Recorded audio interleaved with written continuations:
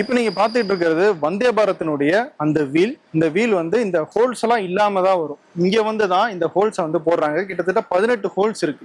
இது ஏன் அப்படின்னா எல்ஹெச்பி கோச்சஸ் இருக்கு இல்லையா, அதனுடைய வீல்கள்ல பிரேக் அப்படிங்கிறது அந்த டிஸ்க் வந்து தனியாக இருக்கும்.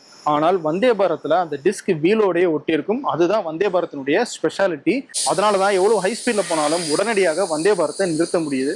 ஸோ இந்த ஹோல்ஸ் போறதும் வந்து அவ்வளவு ஈஸியான வேலை கிடையாதுன்னு சொல்றாங்க. ஏன்னா இந்த ஹோல்ஸ் இன்னொரு பக்கம் இருக்கிற அந்த டிஸ்கோட கனெக்ட் ஆகணும் அப்படிங்கிறதுனால ரொம்ப ப்ரிசிஷனாக பண்றாங்க. இதுக்குள்ள நிறைய ஹோல்ஸ் வந்து அந்த அளவு வந்து குறைஞ்சிக்கிட்டே போகுது.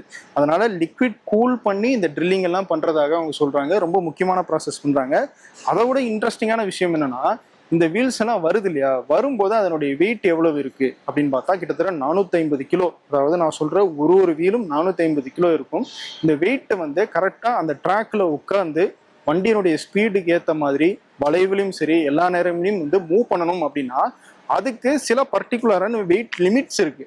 அந்த லிமிட் சரியா இருக்கா, சென்டர் ஆஃப் கிராவிட்டின்னு சொல்லுவோம். இந்த வீல் வந்து சரியான ஒரு இடத்துல உட்காந்துருக்கா, எல்லா அளவுலையும் அந்த வெயிட் வந்து ஈவனா ஸ்ப்ரெட் ஆகியிருக்கா அப்படிங்கிறத கண்டுபிடிக்கணும்னா அது கொஞ்சம் டிஃபிகல்ட். ஏன்னா 450 கிலோ அப்படிங்கிற அந்த வெயிட் இருக்கும். அதுல எங்க வெயிட் டிஸ்ட்ரிபியூட் ஆகிருக்கு, அது ஈவனா டிஸ்ட்ரிபியூட் ஆயிருக்கா, நம்மளுடைய ஸ்பெசிஃபிகேஷன்ஸ்க்கு ஏற்ற மாதிரி இருக்கா அப்படிங்கிறத கண்டுபிடிச்சு சொல்றதுக்கு தான் இந்த ஸ்டாட்டிக் பேலன்சிங் மிஷின் அப்படிங்கிறத வச்சிருக்காங்க.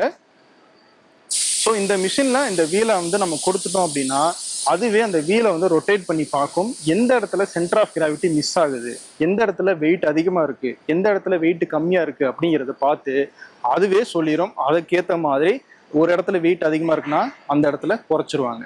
ஸோ இப்படி இதெல்லாம் பண்றதுனுடைய நோக்கம் என்ன அப்படின்னா, ட்ரெயின் அப்போதான் வைப்ரேஷன் இல்லாம இருக்கும் அப்படின்னு சொல்றாங்க. நம்ம வந்தே பாரத்ல போற அந்த டிராவல் அப்படிங்கிறது ஏன் அவ்வளவு கம்ஃபர்ட்டா இருக்கு அப்படின்னு பார்த்தோம்னா இந்த மாதிரி இங்க செய்யப்படுற சின்ன சின்ன நுணுக்கமான வேலைகள் தான்.